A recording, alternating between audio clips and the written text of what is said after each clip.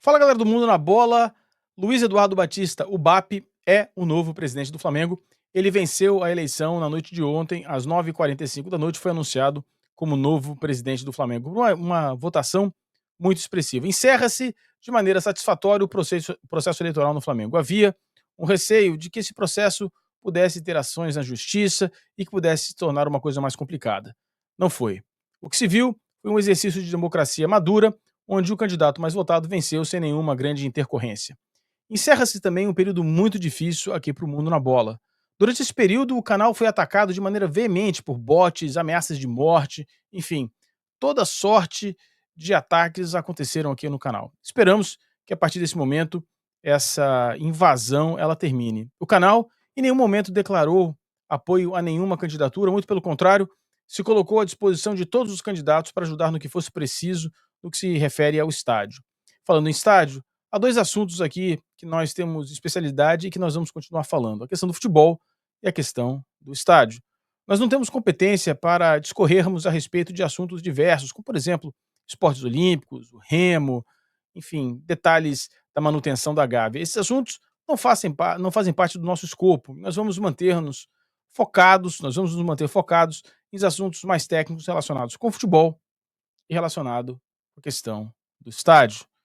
No vídeo de hoje, nós vamos falar da nossa expectativa, o que deve mudar, o que a gente gostaria que mudasse nesses dois pontos importantes, o estádio e o futebol. Você que está chegando agora, não conhece o nosso trabalho, deixe seu like, se inscreva no canal, marque o sininho de notificação. É muito importante que você assim o faça. O like ajuda na divulgação desse vídeo. E você se inscrevendo no canal ajuda na divulgação do canal. Eu vou soltar a nossa vinheta de abertura e a gente começa esse bate-papo na sequência.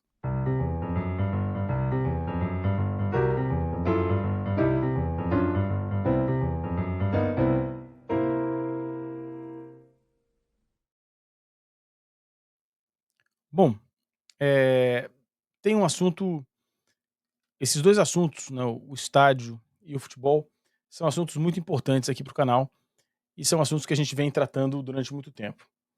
E é sobre esses assuntos que nós vamos tratar no vídeo de hoje.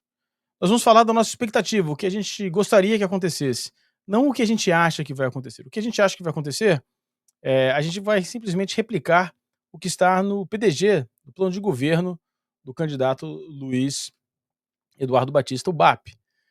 Não há razão nenhuma para duvidarmos de que não sejam implementados todas as ações, ou pelo menos uma tentativa de serem. Mas nós vamos falar sobre o que a gente imagina que seja fundamental e que seja prioridade. E a gente acredita mesmo, não só por ser as especialidades do canal, mas nós acreditamos que sejam os pontos mais importantes nesse debate. A questão do estádio e a questão do departamento de futebol.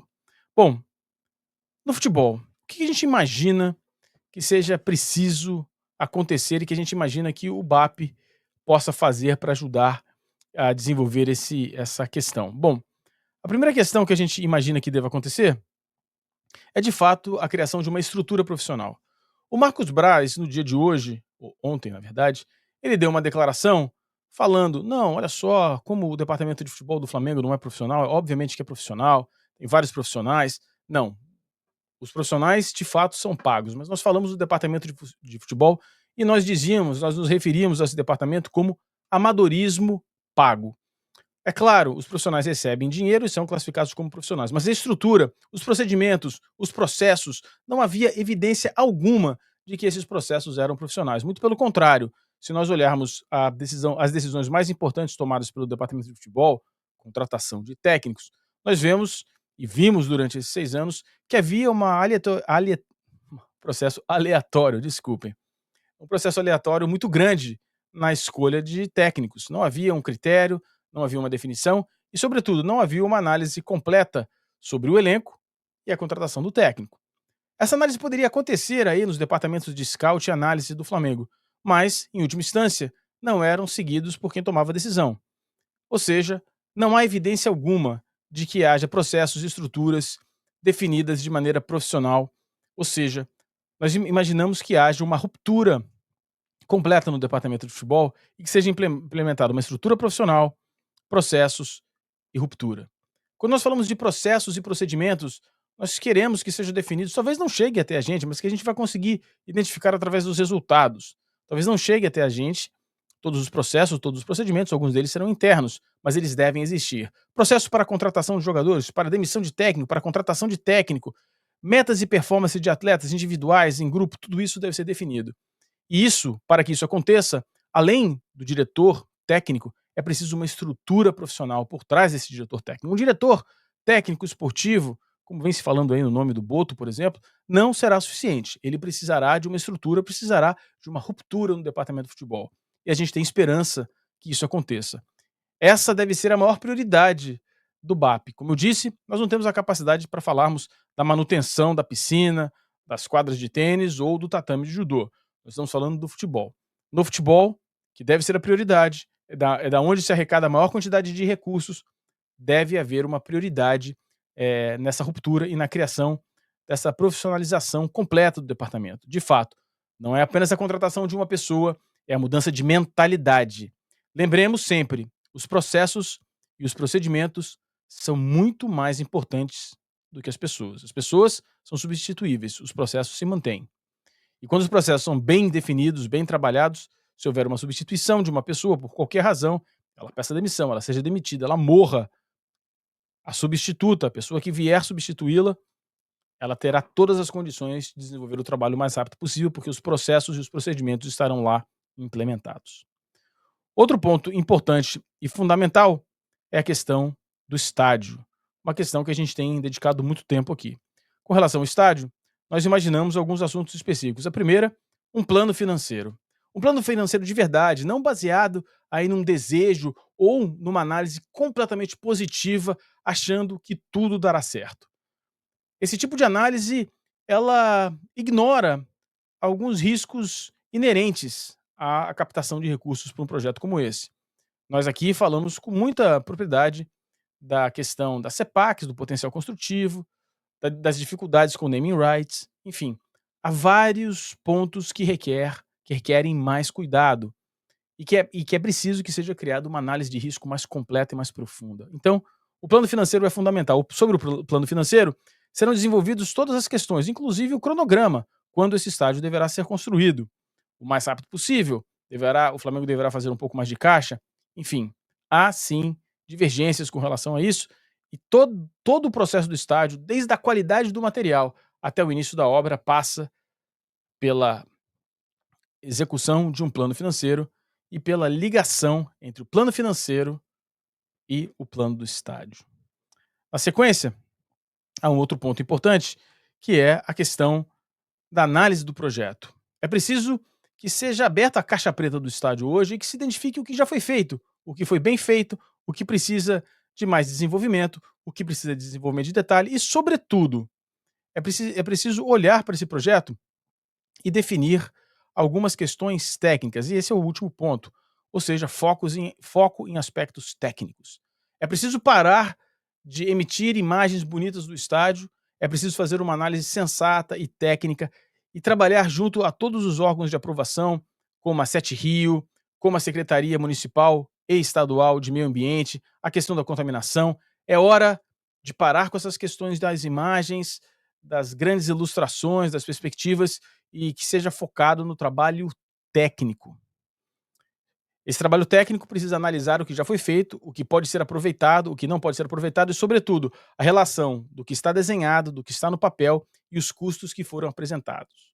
O quão bom é aquele orçamento que diz que o estádio custará 1,7 bilhão de reais. É preciso identificar se aquele orçamento, de fato, é um orçamento que pode ser executável, é exequível. Caso contrário, é preciso, talvez, fazer grandes mudanças no projeto antes que o Flamengo não se coloque numa posição de dificuldade. É preciso lembrar para o torcedor a opinião e a posição aqui, a minha posição, portanto, a posição do canal com relação ao estádio. Nós fomos as primeiras pessoas a nos manifestarmos a favor da construção do estádio lá em 2016 e 2017. Fomos os primeiros a falarmos da necessidade que o Flamengo ter um estádio. Por muitos anos, nós temos repetido questões técnicas a respeito do estádio, mas nós seremos contra o estádio se o estádio for quebrar o Flamengo. Nós não acreditamos que, sob uma liderança bem feita, um projeto bem executado, talvez um projeto mais simples do que esse que nós vimos, o Flamengo consiga executar sem quebrar. Nós nos lembramos de comemorações que tivemos que fazer quando o time se livrava do rebaixamento. Hoje, de fato, o Flamengo está em outro patamar. Hoje, nós reclamamos quando o Flamengo termina em terceiro no Campeonato Brasileiro. É essa a premissa. Fazer um estádio que seja bom, que cumpra e atenda todas as necessidades do Flamengo, sem que faça que o Flamengo perca a sua capacidade de ser competitivo. Ser competitivo no futebol é o ponto mais importante e o estádio tem que se adaptar a isso, não o contrário. Portanto, é assim que eu imagino que o BAP deva trabalhar. Essa é a minha opinião, não que o BAP vá fazer, mas é assim que eu vejo as esperanças que eu tenho com relação a essa nova gestão sobre a parte do futebol, profissionalização, uma estrutura profissional, não apenas um profissional, e na questão do estádio, o estudo, a análise e a promoção de aspectos técnicos, não de ilustrações bonitas e aí de um desejo de uma captação de receita que talvez não aconteça. Se você gostou desse vídeo, você deixa o like, você se inscreve no canal, você deixa o seu comentário. Se você quiser ajudar de maneira mais direta, há outras possibilidades. Você pode fazer um Pix aqui pra gente, está aqui embaixo, ó, mundonabolaPix@gmail.com. Ali em cima você encontra o QR Code para você também fazer o Pix, ou você pode visitar a nossa loja mundonabola.com.br. A gente agradece aí o tempo que você dedicou assistindo esse vídeo e, mais uma vez, deixe seu like antes da gente sair. Um grande abraço, até a próxima. Muito obrigado. Você assistiu mais uma produção do canal Mundo na Bola. Antes de sair, considere ajudar o canal. Você pode se tornar membro do Clube Mundo na Bola. Os membros têm acesso a conteúdo exclusivo, participam das lives com a gente e, dependendo do nível que se filiar, tem acesso a um curso completo de análise tática. São 4 horas de conteúdo em 11 vídeos. Além disso, participam de sorteios exclusivos de produtos do canal. Se torne membro e ajude de maneira definitiva o canal a continuar crescendo. A outra maneira de ajudar, você pode visitar a nossa loja mundonabola.com.br. Lá você vai encontrar produtos exclusivos inspirados em futebol, todos eles desenhados e produzidos pela família Mundo na Bola. www.lojamundonabola.com.br. Mais uma vez, antes de sair, deixe seu like, se inscreva no canal e marque o sininho de notificação.